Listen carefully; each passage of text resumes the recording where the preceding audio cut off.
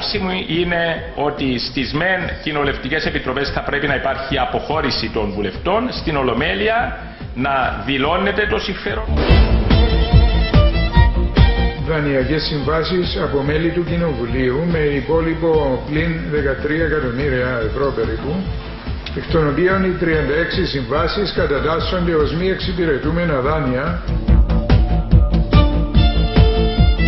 Δίνουμε λοιπόν το ξεκάθαρο μήνυμα σε όλους τους βουλευτές που βρίσκονται σήμερα μαζί μας ότι πρέπει να προωθήσουν νέες νομοθετικές ρυθμίσεις προς αυτή την κατεύθυνση.